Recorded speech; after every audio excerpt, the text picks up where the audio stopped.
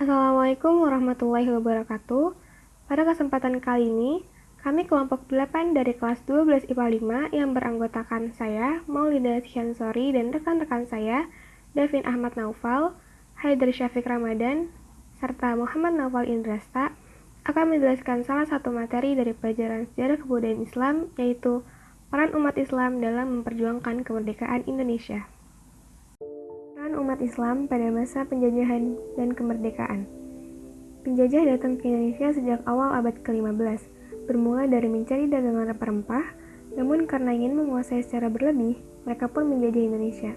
Perjuangan umat Islam dalam mengusir penjajah dan meraih kemerdekaan dibagi menjadi dua tahap. Pertama, masa penjajahan yang dibayangi oleh politik pecah belah atau divide et impera, dan kedua, masa kebangkitan nasional. Pada masa penjajahan, perlawanan dilakukan oleh para pejuang di daerah masing-masing tanpa ada hubungan untuk menjalin persatuan. Belanda menerapkan politik divide et impera, yaitu kombinasi strategi politik, militer, dan ekonomi yang bertujuan memecah kelompok besar menjadi kelompok-kelompok kecil yang lebih mudah ditaklukkan. Pada masa kebangkitan nasional, para pemuda yang belajar ke luar negeri dengan semangat nasionalismenya kembali ke Indonesia dan bersatu untuk meraih kemerdekaan. Kesadaran terhadap perjuangan yang bersifat kedaerahan dianggap tidak efektif dalam mengusir penjajahan. Perjuangan umat Islam pada masa penjajahan. Yang pertama, Pangeran Diponegoro.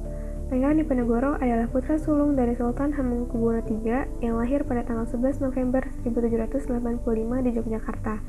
Ia terkenal sebagai orang yang amat soleh. Sebagai orang yang sangat soleh, beliau tidak mementingkan keduniawian dan selalu mengingat kepentingan umum. Terdesak oleh keadaan, maka beliau bertindak untuk mempertahankan kedudukan para bangsawan dan membela nasib rakyat kecil.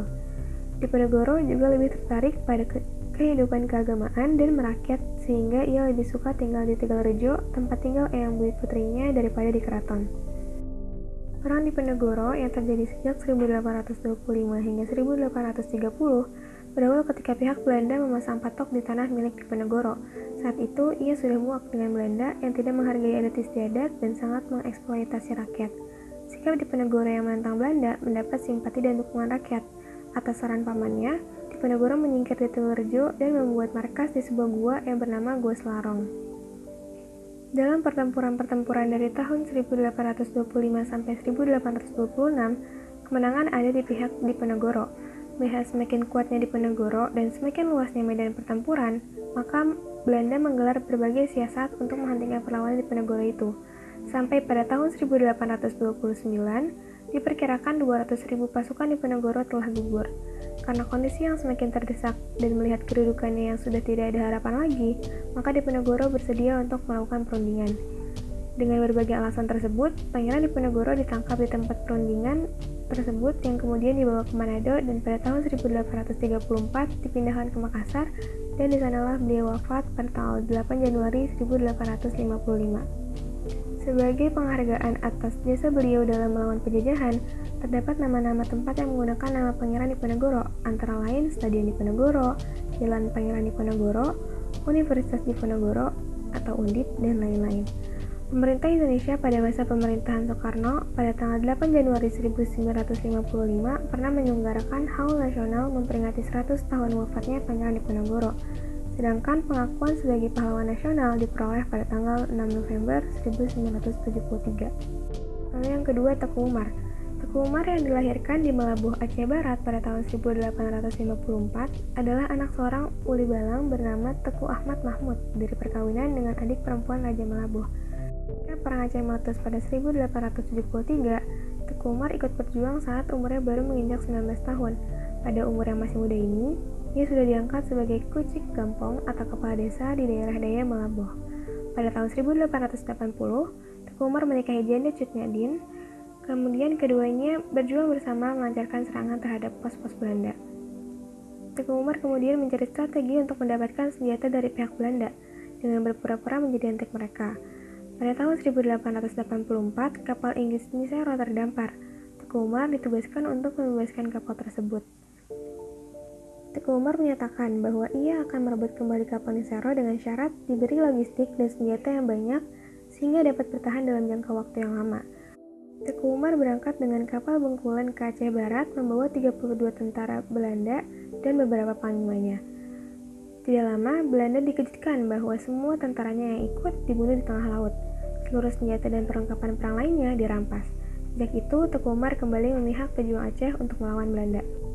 Pada tanggal 10 Februari 1899, di Keudi Lekpubon, Teku Umar bersama pasukannya mengatur rencana penyerangan terhadap Belanda yang berada di Kangsi Malabo. Namun, rencana terdengar oleh Belanda. Saat Teku Umar bergerak menyusuri pantai bersama pasukannya dari Lekpubon menuju Malabo, pada malam hari tanggal 11 Februari 1899, pasukan Belanda yang telah lebih dahulu bersiaga di seberang Suak Ujung Kalak melepaskan tembakan. Pasukan Teku Umar terkepung. Peluru Belanda bersarang di dada kirinya dan usus besar. Beliau gugur sebagai syuhada. Perjuangan umat Islam pada masa kebangkitan nasional. Hos Cokroaminoto lahir di Ponorogo, Jawa Timur 6 Agustus 1882 dan meninggal di Yogyakarta 17 Desember 1934 pada umur 52 tahun. Pada bulan Mei 1912, Cokroaminoto bergabung dengan organisasi Sarekat Islam sebagai pimpinan Sarekat Islam. Dengan pimpinan Cokroaminoto, Sarekat Islam digiring menjadi partai politik setelah mendapatkan status badan hukum pada 10 September 1912. Sarekat Islam kemudian berkembang menjadi parpol dengan keanggotaan yang tidak terbatas pada pedagang dan rakyat Jawa Madura saja. Pada tahun 1929, Sarekat Islam diusung sebagai Partai Sarekat Islam Indonesia sehingga menjadi peserta pemilu pertama pada 1955. Hos Cokroaminoto hingga saat ini akhirnya dikenal sebagai salah satu pahlawan pergerakan nasional yang berbasiskan perdagangan, agama, dan politik nasionalis. Kiai Haji Ahmad Dahlan lahir di Yogyakarta 1 Agustus 1868 dan meninggal di Yogyakarta 23 Februari 1923 pada umur 54 tahun. Pada tahun 1912, Ahmad Dahlan pun mendirikan organisasi Muhammadiyah untuk melaksanakan cita-cita pembaharuan Islam di bumi Nusantara. Sejak awal Ahmad Dahlan telah menetapkan bahwa Muhammadiyah bukan organisasi politik, tapi bersifat sosial dan bergerak di bidang pendidikan. Pada tanggal 20 Desember 1912, Ahmad Dahlan mengajukan permohonan kepada pemerintah Hindia Belanda untuk mendapatkan badan hukum. Permohonan itu baru dikabulkan pada tahun 1914 dengan surat ketetapan pemerintah nomor 81 tanggal 22 Agustus 1914. Gagasan pembaharuan Muhammadiyah disebarluaskan oleh Ahmad Dahlan dengan mengadakan tabligh ke berbagai kota, di samping juga melalui relasi-relasi dagang yang dimilikinya. Muhammadiyah makin lama makin berkembang hampir di seluruh Indonesia.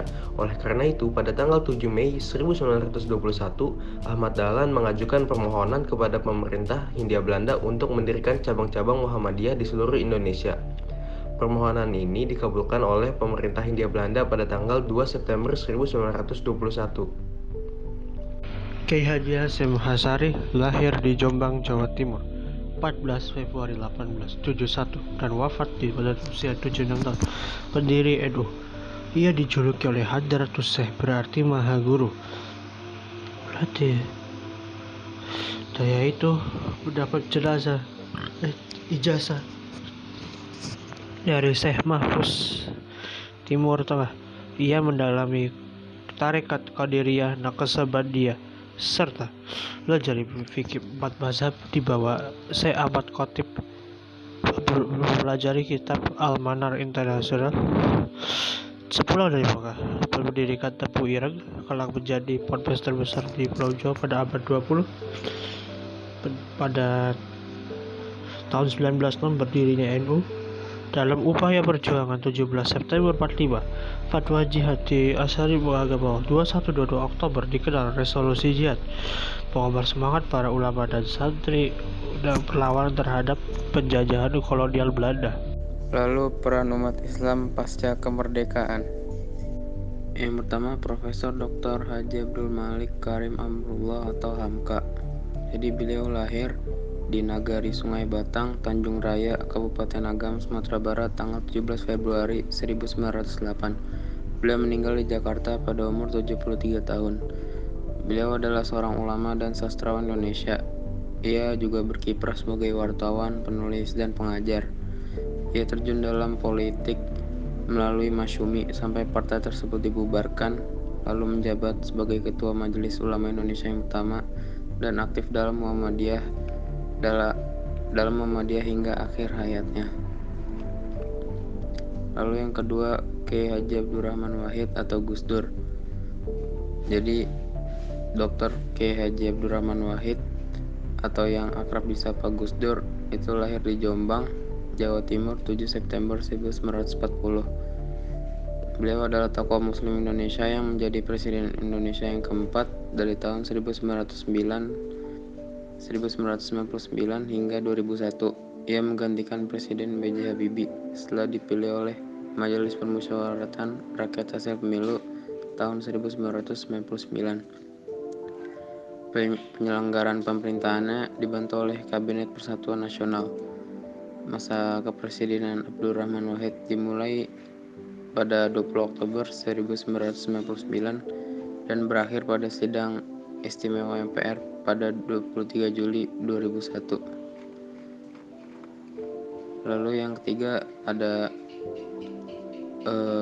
Profesor Dr. Yusuf Habibie, lahir di Parepare, Sulawesi Selatan 25 Juni 1936 dan meninggal di Jakarta pada umur 83 tahun.